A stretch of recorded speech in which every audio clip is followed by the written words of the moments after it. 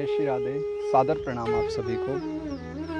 जीवन में सबसे बड़ी वस्तु होती है व्यक्ति को अपने लक्ष्य की प्राप्ति हो जाना। जो हम चाहते हैं वो हमें मिल जाए, हमारे प्रयासों के बाद, हमारे सफलता के बाद मिल जाए, उससे बड़ी प्रसन्नता संभवतः ही जीवन में कोई हो। परंतु कुछ बातों का हमें ध्यान रखना चाहिए कि लक्ष्य प्राप्ति किस प्रकार हो। तो एक छोटी सी बात है, लक्ष्य प्राप्ति होती है जब व्यक्ति संपूर्णतया अपने लक्ष्य पर केंद्रित हो, किंतु ये मन इस प्रकार का है कि हमें अनेकों बार ये हमारे लक्ष्य से हटा देता है, हमारे लक्ष्य से हमको भगा देता है। तो उस लक्ष्य पर बने रहने के लिए हमें क्या करना चाहिए, उसके लिए आज पुनः मैं भगवत गीता के कुछ श्लोक लेकर के आया हूँ। इससे पहले भी मैंने एक दिन भगवत गीता जी के विषय में कुछ चर्चा की थी, जिसमें बताया था कि हमारे उत्साह को कैसे बढ़ा सकते हैं। तो अगर आप उसको अभी तक नहीं देखे हो तो जाकर के वो भी एक बार सुन लेना। बहुत अच्छे श्लोक हैं भगवत गीता के। तो आज और मैं 4 श्लोक लेकर के आया हूँ, जिनमें हमें ये बात समझ में आती है कि how to control your mind. हम अपने माइंड को, हमारे मस्तिष्क को कैसे कंट्रोल करें, अर्थात कैसे उसको अपने वश में करें ताकि हमारा मन चले। थोड़ा सा कठिन ज़रूर है, लेकिन धीरे धीरे अभ्यास करने से ये सब चीज़ें परिपक्व होती हैं। तो पहले श्लोक की ओर चलें और भगवत गीता इस विषय में क्या कहती है, आइए एक बार उसको भी हम देखें। तो पहला श्लोक का एक बार आप सभी मेरे साथ पहले उच्चारण करो। उद्धरेदात्मनात्मानम् आत्मानम् अवसादयेत् आत्मैव ह्यात्मनो बन्धु आत्मैव रिपुह्यात्मनः।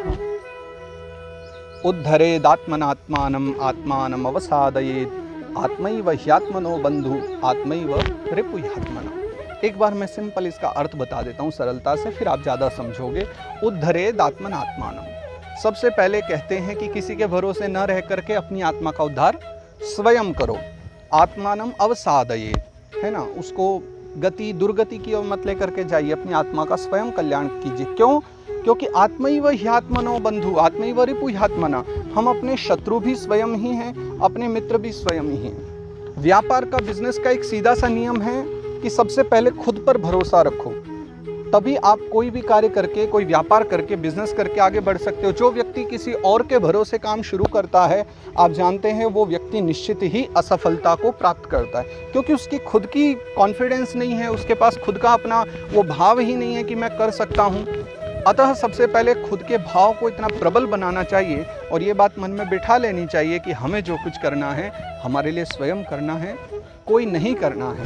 ये पहली बात आप भगवत गीता की याद रखो और उसके बाद फिर सीखना शुरू करो भगवत गीता के दूसरे एक श्लोक से। मैं 6ठे अध्याय से आज मैंने ये 4 श्लोक लिए हैं। जो भी पहला श्लोक है ये 5वां है, इसके बाद मैं 6ठा श्लोक आपको बता रहा हूँ, इसको आप बड़े ध्यान से सुनिए। बन्धुरात्मात्मनस्तस्य येनात्मैवात्मना जितः अनात्मनस्तु शत्रुत्वे वर्तेतात्मैव शत्रुवत्। अब 6ठे अध्याय का 6ठा श्लोक क्या कहता है? पहले 5वें श्लोक में जो हमने बात की थी कि हम अपने शत्रु भी स्वयं हैं और मित्र भी स्वयं हैं, तो शत्रु और मित्र हम अपने अपने किस प्रकार से हैं, ये बात 6ठे श्लोक में बताई गई है। 6ठे श्लोक में भगवत गीता के में भगवान अर्जुन को समझा रहे हैं कि अगर आपने अपने मन को जीत लिया है तो आप स्वयं के मित्र हैं, और अगर आप अपने मन को नहीं जीत पाए तो आप अपने ही शत्रु हैं। अब आप विचार करेंगे, इस हिसाब से तो दुनिया के सारे लोग अपने ही शत्रु हैं, क्योंकि मन को तो कोई भी नहीं जीता। ठहरिए, इस विषय में मैं आपको एक छोटी सी बात बता दूं। जीतने का तात्पर्य आप ये मत समझिए कि आप बहुत बड़े वैराग्यवान साधु बन गए हैं, बहुत वैराग्यवान महात्मा बन गए हैं, तभी आप स्वयं के मन को जीतने वाले कहे जाओगे। नहीं, मैं इस विषय में छोटी सी एक बात बताता हूँ। सुबह का समय है, 7 बजे हैं, आप लेटे हुए हैं और रात्रि के समय में आपने एक विचार बनाया। रात के समय में आपने विचार बनाया कि कल छुट्टी है, ऑफिस नहीं जाना है, काम नहीं है, तो सुबह उठ करके मैं घर की साफ सफाई करूँगा, ये आपने विचार बना लिया। लेकिन सुबह के समय में 7 बजे आपको बहुत आलस आ रहा है, बहुत नींद आ रही है, तो अब समझ में आता है कि आप आपके शत्रु हो या मित्र हो। क्योंकि अगर आप अपनी धर्मपत्नी को कह देते हैं कि आप कर लो, हमारे बश की नहीं, हमें तो बहुत नींद आ रही है, तो आप अपने शत्रु हो। लेकिन अगर आपने अपने मन को समझाया, आपने इंद्रियों पर विजय पा लिया, आपने निद्रा को त्याग और बोले नहीं आज तो मन किया था ना, तो अब सफाई करके ही रहेंगे, और आप उठ करके घर के काम काज करते हो, धर्मपत्नी का हाथ बटाते हो और घर की साफ सफाई करते हो, तो आप अपने मित्र हो और आप भी इंद्रिय जयी ही कहलाओगे। इंद्रिय जयी होने के लिए आवश्यक नहीं है पूरे निर्मोही होकर के आप महात्मा ही बने। घर के बहुत छोटे छोटे कामों में भी अगर आप अपने जीवन में अपनी इंद्रियों को जीत लेते हैं तो भी आप इंद्रिय विजयी कहलाते हैं। तो अतः लक्ष्य प्राप्ति करने के लिए हर एक व्यक्ति को इंद्रिय जयी होना चाहिए कि एक बार मन में जो आ गई कि करना है तो फुल कॉन्फिडेंस के साथ में आगे बढ़ो कि हम इसको करेंगे, और जब तक नहीं होगा तब तक लगे रहेंगे। आज नहीं होगा तो 4 महीने बाद, 6 महीने बाद, 1 साल बाद, 2 साल बाद इसको पूरा करके ही रहेंगे। अपना गोल जो फिक्स कर चुका है, जो अपना लक्ष्य निर्धारित कर चुका है, वो व्यक्ति करता है। और उसका नियम यही है, ये जो 2 श्लोक बताए हैं 5वां और 6ठा, वो यही कहते हैं कि हमें इंद्रिय जयी होकर के अर्थात निश्चित रूप से जो करना है तो आगे बढ़ करके करना है। तीसरे श्लोक की ओर चलते हैं। यतो यतो निश्चरति मनश्चंचलमस्थिरं ततस्ततो नियम्यै तदात्मन्येव वशं नयेत्। इस विषय में तीसरा श्लोक, यह है भगवत गीता के 6ठे अध्याय का 26वां श्लोक। ये कहता है कि जब भी हम अपने लक्ष्य की ओर जाते हैं तो क्या होता है कि प्रायशः हमारा मन इधर उधर की ओर बहुत दौड़ता है। जब हमने विचार कर लिया है, आप वीडियो देख रहे हो और आपको लगा कि आचार्य जी ने बताया है कि भगवत गीता में तो इतनी अच्छी अच्छी बातें हैं जो हमारे जीवन के निमित्त तो बहुत प्यारी बातें हैं, चलो कल से मैं भी भगवत गीता पढ़ूंगा, मैं भी सुबह उठ करके उसका शब्दार्थ हिंदी अर्थ पढ़ूंगा, बड़े बड़े महापुरुषों के द्वारा लिखी हुई भगवत गीता को मैं समझूंगा, अनेक जो भावार्थ हैं उनको पढ़ूंगा। तो जा करके गीता जी खरीद लाए, तैयार रख दी कि सुबह उठ करके स्नान ध्यान करके पढ़ेंगे, और सुबह सुबह जब जो नींद लगी है तो आंखें मलते हुए बोलेंगे अरे राम जाने ये कहाँ से क्या पढ़ने को आ गए, बाद में पढ़ेंगे, छोड़ो अभी के लिए, अभी पहले नींद पूरी कर लेते हैं, क्योंकि नींद अच्छी होगी तो पढ़ने में मन लगेगा। अब हुआ क्या, नींद आपकी पूरी हो चुकी है लेकिन आलस्य आपको अभी और सुलाना चाहता है, और आपका जो मन है वो आपकी बुद्धि का साथ देता है और कहता है हाँ ठीक है। आपकी बुद्धि मन का साथ देती कि चलो सो जाओ, पढ़ तो बाद में भी लेंगे, और वो बात कभी नहीं आती तो आप नहीं पढ़ पाते। तो ये जो 26वां श्लोक है इसमें यही बात लिखी हुई है कि आपको करना क्या है कि बार बार जब आप अपने लक्ष्य की ओर जाओगे तो आपका मन भागेगा, कहीं और जाएगा, और आपको बार बार वापस उसको खींच करके लाना है और बार बार अपने लक्ष्य में लगाना है कि तू इसमें ध्यान दे, तेरा काम ये है। अगर बार बार टीवी देखने का मन करता है लेकिन हमने सोचा है कि टीवी में कुछ भी नहीं मिलना है, या तो वो विभाग है जो संस्कृति को नष्ट करने वाला है, हमें आगे बढ़ना है, हम गीता पढ़ेंगे, हम महाभारत पढ़ेंगे, तब जब ये विचार आपके हृदय में आएंगे। और अगर आप में से भी किसी को शंका है क्या कि महाभारत नहीं पढ़नी चाहिए, मैंने बहुत सारे ऐसे विद्वान देख लिए हैं जो हमसे पूछ लेते कि महाभारत घर में नहीं रखनी चाहिए, नहीं पढ़नी चाहिए, ये सब भ्रांतियों को दूर करो। हमारे सनातन धर्म के बहुत पवित्र ग्रंथ, अरे जिसे पंचमो वेद उच्यते ऐसा कहा गया है, 5वां वेद कहा गया है, उसको पढ़ने में कोई अपराध नहीं।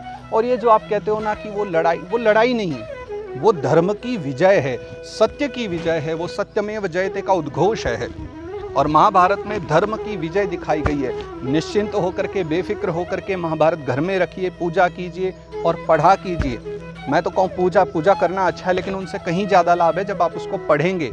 पूजा भले ही ना करो, अगर नहीं होता ठाकुर जी की सेवा पूजा करो, धर्म ग्रंथों को पूजने से अधिक कहीं ज़्यादा उनका अध्ययन करो, उनको पढ़ो। तो ये तीसरा श्लोक 6ठे अध्याय का 26वां श्लोक कहता है कि जब आपका ध्यान भटके तो मन को पकड़ो और बार बार ले जा करके उसको वहीं लगाओ, बार बार मन से कहो तुझे ये करना है, ये है तेरे लिए। तो इसके बाद हम चलते हैं, एक और श्लोक मैंने आज रखा है। ये चारों श्लोक मैं आपको सिर्फ शब्दार्थ, थोड़ा सा भावार्थ समझा रहा हूँ, और मेरे देखने के बाद में आप स्वयं गीता जी उठाओ और इन श्लोकों को पढ़ो, क्योंकि अगर आप यहाँ तक वीडियो देख चुके हो तो इसका मतलब आप बहुत इंटरेस्टेड हो इन चीज़ों में और आपको बहुत प्रेम है इन चर्चाओं से। तो आप गीता जी उठाओ और जो जो श्लोक मैं बोल रहा हूँ, मैं इसीलिए नंबर भी बताते जा रहा हूँ, श्लोक संख्या बता रहा हूँ, आप उनको गीता जी में देखो, फिर पढ़ो और फिर अपनी मति के अनुसार उसमें से कुछ भावार्थ निकालो, उसको समझो और जीवन में भी अप्लाई करो। अब मैं चौथा श्लोक जो लेकर के आया हूँ वो है 35वां श्लोक। तो अब इस श्लोक की ओर आप थोड़ा सा ध्यान दो और इसको पढ़ो। असंशयं महाबाहो मनो दुर्निग्रहं चलम् अभ्यासेन तु कौन्तेय वैराग्येण च गृह्यते। अब अभी तक के बताए हुए तीनों श्लोकों का एक खास जो मेन बात है वो 35वें श्लोक में है, छठे अध्याय की, जहां अर्जुन ने पूछा था कि भगवान ये तो आपने बता दिया कि मन को वश में करना ही लक्ष्य की प्राप्ति निर्धारित करता है, लेकिन मन को वश में कैसे करें, वो तो बहुत चंचल है। ये मन बड़ा चंचल है, कैसे तेरा भजन करूं, जितना इसे समझाऊं उतना ही मचल जाए, राधे तेरे चरणों की। चंचलम ही मनः कृष्ण प्रमाथि बलवदृढ़म। मन बड़ा चंचल है, इसको रोका कैसे जाए, इसको संभाला कैसे जाए, ये तो असंभव सा नहीं लगता। तो भगवान श्री कृष्ण जो 35वां श्लोक गाया है भगवान ने, श्री भगवान वाच, तो भगवान कह रहे हैं 35वें श्लोक में कि हाँ अर्जुन ये बात सत्य है, मन बहुत चंचल है, बहुत चलायमान है, इसको रोकना बड़ा मुश्किल है, इसको रोकना बड़ा ही कठिन है, लेकिन असंभव नहीं है। संसार में असंभव तो कुछ भी नहीं है, बस कठिन होता है, थोड़ा परिश्रम लगता है। और मन को रोकने के 2 उपाय बताए हैं कि क्या करना है, कि सबसे पहले तो दृढ़ इच्छा शक्ति रखो और दूसरा थोड़े से वैराग्य रखो। जब आप वस्तुओं में वैराग्य रखते हो ना, आप जिस वस्तु की कामना करते हो अगर समय पर अगर आपको वो न मिले तो ज़्यादा दुखी मत हो, थोड़े से वैराग्यवान बनो और सोचो कि चलो नहीं मिली तो कोई बात नहीं है, जाने दो। जब ये भावना आपके मन में आएगी, आप थोड़े से वैराग्यवान हो जाओगे ना, बहुत आनंद आएगा। फिर आप निश्चिंत हो जाओगे, जीवन में आपके लक्ष्य प्राप्ति होने लगेगी, क्योंकि आपको परवाह ही नहीं रहेगी वस्तु मिले ना मिले। ऐसी भावनाएं रखो तो मन को जब दृढ़ कर लोगे, इच्छा शक्ति दृढ़ कर लोगे, आप अपने लक्ष्य को पा जाओगे। ये भगवत गीता कह रही है। तो छठे अध्याय का 5वां श्लोक, छठा श्लोक, 26वां श्लोक, 35वां श्लोक, 4 के विषय में मैंने बताया है।